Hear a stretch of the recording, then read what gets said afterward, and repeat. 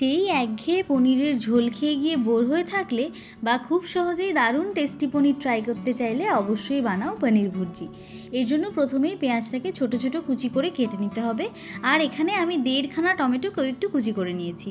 কড়াইতে অল্প তেল দিয়ে ভালো করে তেলটাকে গরম করার পর নেড়ে চেড়ে নিতে হবে। এরপর এতে দিয়ে দিচ্ছি গোটা জিরে আর একটুখানি বেসন। স্লো আঁচে ভালোভাবে বেসনটাকে রোস্ট করে নিতে হবে।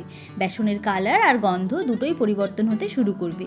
বেসনটা দেওয়ার কারণে পনির ভুর্জিটা যেমন ঘন হবে তেমন স্বাদও হবে দারুণ। এই স্টেজে কিন্তু বেসন পুরো তেলটাই সোক করে নেবে। তারপর আমরা পেঁয়াজটা দিয়ে দেবো। তবে এই স্টেজে শুকনো লাগলেও পেঁয়াজে কিন্তু আর কোনো রকম তেল দেওয়ার প্রয়োজন নেই। ভালোভাবে সময় নিয়ে পেঁয়াজটাকে একটু নাড়াচাড়া করে নেওয়ার পর আদা, রসুন আর কাঁচা লঙ্কাকে আমি একটু গ্রেট করে রেখেছিলাম, সেটা অ্যাড করে দিয়েছি। শুকনোভাবে ভালো মতন সব কিছুকে নেড়েচেড়ে নিতে হবে।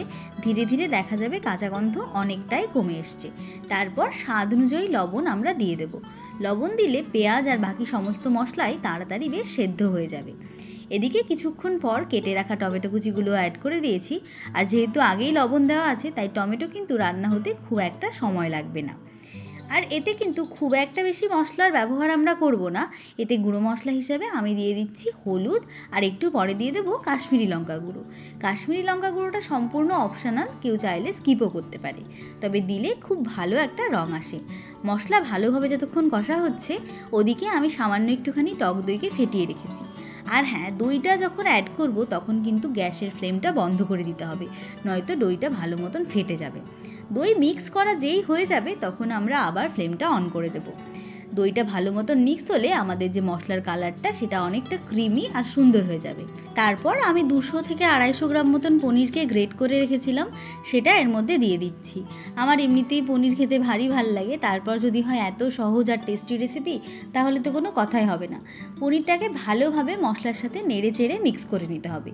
এই রান্নাটা করতে কিন্তু খুবই কম সময় লাগে, তাই জন্য অবশ্যই একবার বানিও।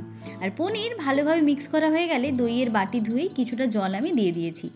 এটা তো পনির ভুর্জি, খুব একটা গ্রেভি থাকে না, তাই খুব বেশি জল দেওয়ার প্রয়োজন নেই। আমি রঙের জন্য আরেকটু কাশ্মীরি লঙ্কাকে জলে গুলে দিয়ে দিয়েছি। তারপর ভালোভাবে কিছুক্ষণ ঢেকে ফুটিয়ে নেব। তাহলেই আমাদের পনিরের ভুর্জি কিন্তু একেবারে শেষের পথে। নামানোর আগে শুধুমাত্র এর মধ্যে দিয়ে দিচ্ছি একটুখানি ঘি। স্বাদ অনুযায়ী একটু চিনি এতে দেওয়া যেতে পারে, তবে চাইলে স্কিপও করা যেতে পারে। আর দিয়ে দিয়েছি কাসুরি মেথি।